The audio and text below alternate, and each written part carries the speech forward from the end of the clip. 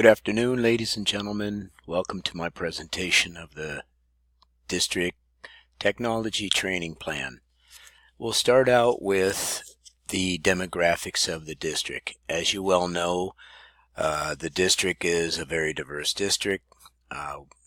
We have the 25% of the district population is white. Black is 31.4%. Hispanic is 28.9%. American Indian or Alaska is 0.6%. Asian is 2.4%, and Hawaiian Pacific is 1.7%. We have a lot of special education, 11%. Economically disadvantaged because of the military is 56.6% of the population, which is over half the population. English as a second language is 9.2%. Vocational is 19%, and gifted and talented is 3.22%. Any questions? Thank you.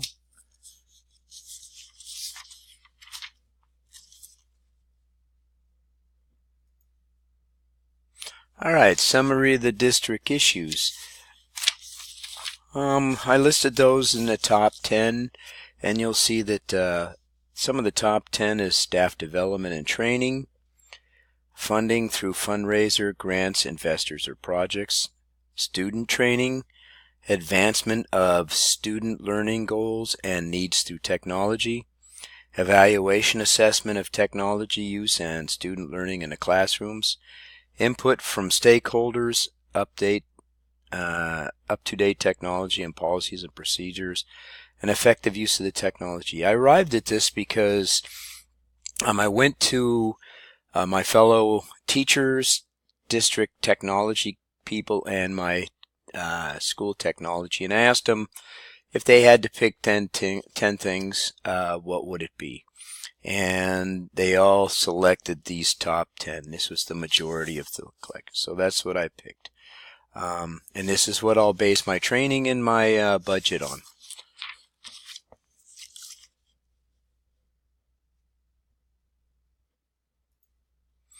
Okay, so district needs. As you can see, these are a little different, but they're the same thing, and I know you can't see number 10 right at this point, but number 1 is more reliable Wi-Fi. We have an issue with that, especially when we have computers in the classroom. 30 computers in a classroom really draws on the hub, so it slows down the whole thing. And a district's Wi-Fi is not exactly great anyway. So technology workshops for teachers.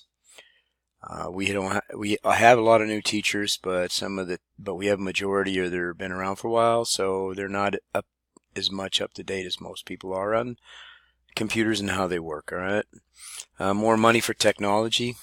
I think this is probably a nationwide issue, but we could use a better, more computer labs, more computers and iPads in the classrooms. These things would surely help out with technology out in the field.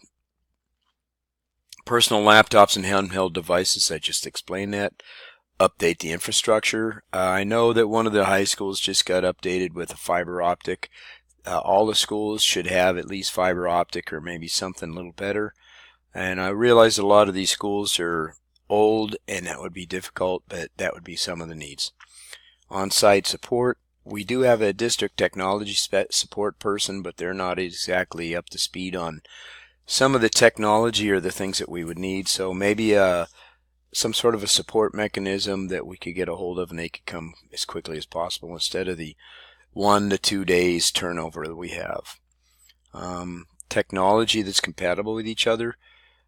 We have Mac computers, we have Windows computers. Those things aren't exactly matching up, so that causes a issue. And possibly, and I know this is far-reaching, especially with the budget the way it is, personal iPads for each student.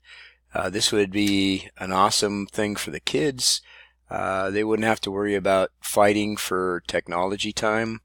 If they needed to do something at home, they would have the iPads to use. I'm not saying that we have to give them to them, but it would be nice if they could sign them out and have them for the school year. That way, if we give them assignments or we need to get, or they want to check on something, they have the issues to do that. Again, we have a very low socioeconomic population, and a lot of them can't afford computers or Wi-Fi, so this would help out extremely. And especially where we have a lot of map testing and TELPAS and then the state assessment every year.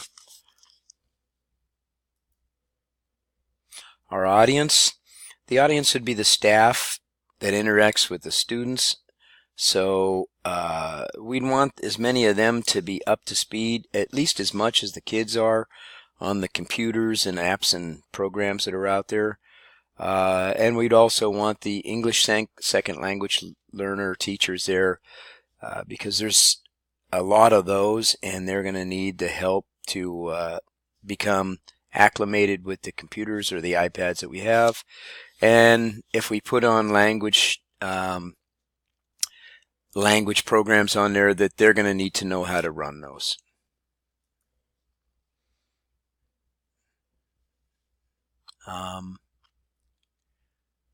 Goals and objectives. Now, these are very important because you're going to want to know what we plan on doing.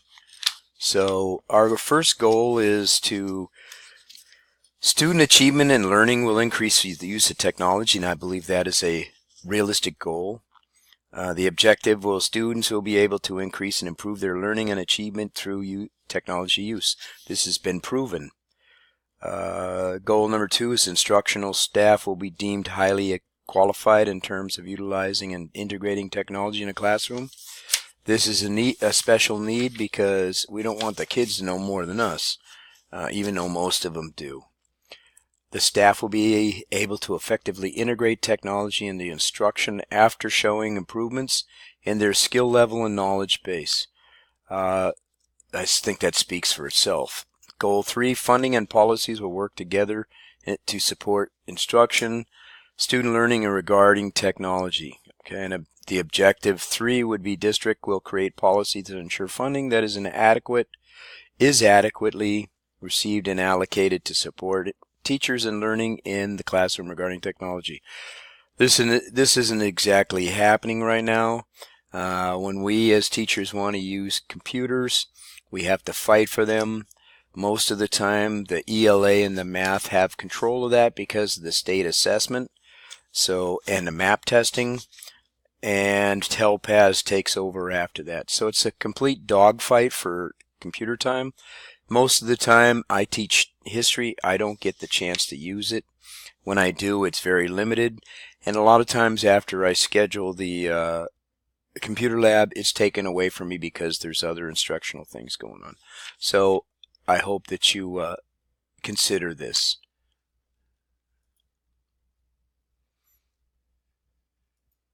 Our instructional strategies. Those will be to teach various instructional strategies catering to the learning of the instructional staff that will be taking these courses. Like students, adults do not all grasp the same way. So we have to have differentiated training for the teachers also. After all, they're human. I myself, a visual and hands-on person, I learn better by doing than I do sitting there or somebody preaching at me. So that would be my strategy, would be to have the teachers be more visual and hands-on.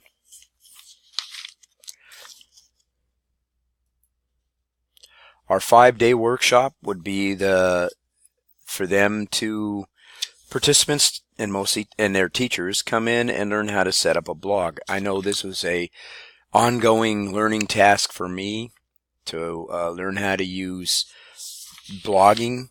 So participants will learn to set up a class. They'll learn how to use a blog site. So we'll have introductions, icebreakers, activities. The materials that will be used for computers, projectors, and speakers, and they'll learn how to set it up and then actually create one and demonstrate it to everybody. So that's our training setup. Our field testing, we'll take this out and we'll use it. They'll create portfolios and we'll evaluate it and see how it worked out. If it doesn't work out very well after we have our 5-day training, we'll evaluate this in the field, have everybody try it out. If it doesn't work, then we'll come back and revise it.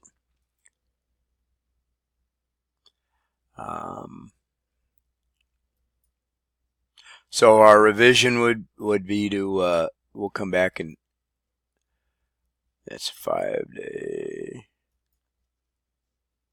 Okay, so revision would be to have everybody come back after or follow up on it, and we'll follow up our training plan with professional development every summer and in service days before school starts.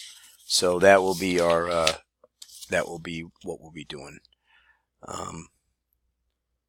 And our budget, and we would like to have enough in the budget to purchase iPads and Chromebooks, projectors. We don't need smart boards, that's old technology. So we would like to have these items available to us. And our budget facts are that to purchase enough, like 2,700 iPads for the district at a cost of $303 each would run us about $818,000. And that would be a one-time cost. There will be a contract with that too. If there's anything technology-wise that needed, that we have any issues, that there'll be a warranty with it. Security cart and charging cart, we'll need 90 of those, and that's figuring on 30 to a cart.